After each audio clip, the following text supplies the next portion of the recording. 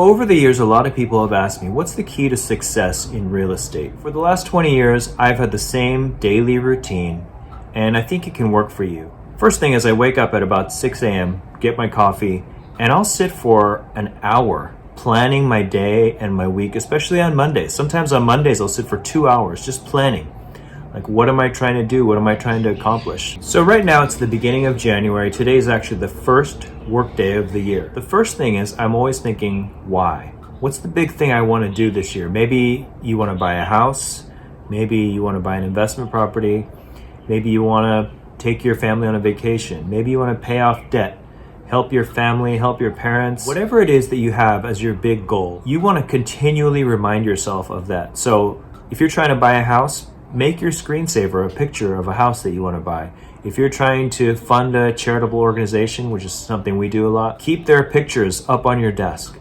Whatever it is that is your big goal for the year, make sure that you have that in front of you so you can stay motivated. Okay, so that's number one. I start my routine with coffee, thinking, meditating, praying. I read the Bible in the morning, but I do a ton of planning. I think about what are the goals that I'm trying to accomplish? Who do I need to talk to? Which past clients do I need to reconnect with? And I think about that for quite a while. I write down a lot of notes. I may even send out a quick email here and there. So as part of my morning routine, I'll review the tasks that I have for the day. I'll look at my calendar for today, but I'm also looking way ahead. Usually on Monday mornings especially, I'll review the entire month. I want to see what's coming up. And sometimes I'll reschedule things. I think, oh, there's a person that I have scheduled for next week. I want to talk to him this week, or vice versa. So there's a lot of scheduling and planning in the morning before I talk to anybody. This is like 6:30, 7 o'clock in the morning before I'm really doing anything else. Then I take a quick look at my pending sales, my listings, all my active business and clients. I want to see what's going on right now and what could go wrong next. That's the big question I'm always asking. What could go wrong on this listing? What could go wrong in this escrow? What do I need to cut off before it turns into a problem? And I may schedule some tasks there. I think, okay, if I need this appraisal done by Wednesday, I need to call this guy on Monday and make sure this happens by then. So I'm planning on avoiding problems. That's a lot of our job as a realtor, is avoiding problems for people. Now it's maybe 7:30 or 8 o'clock at the latest, and I move to my next step. My next step is I'm in the MLS, I'm looking at the hot sheet, I want to see what's new, what's come back on market. Sometimes the back on market listings are the best thing happening in the market because a lot of the other agents aren't aware. You might have a backup buyer for it. You might be noticing something in the market that you haven't seen before. So I look at the new listings, back on markets, the price changes, expires. That takes maybe 15 minutes, 30 minutes if there's some action there. I might be sending those out to past clients, to future clients. Now it's maybe 9 o'clock at the latest. And now I'm starting to do my follow-up calls. I'm calling the people that I need to connect with this week. I'm making my appointments. I'm calling my past clients to reconnect. Hey, let's have coffee next week. Hey, let me talk to you next month. A lot of my setup calls are very low key. So if you want to sell a dozen or 2 dozen homes this year, or 159 like my team did in 2021, you have to have dozens of people that are moving an incremental step forward every day. It's hard to just make someone buy or sell a house today. That's usually not going to happen.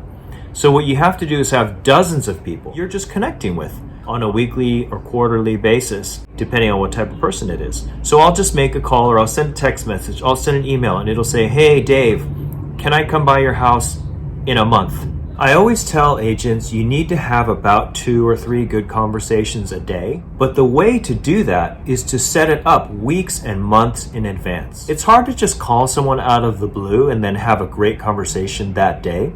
So what I tell people to do, and what I've done for many years, is I'll send a text message or send an email, or I'll have a quick call that sets up the longer conversation for later, usually much later.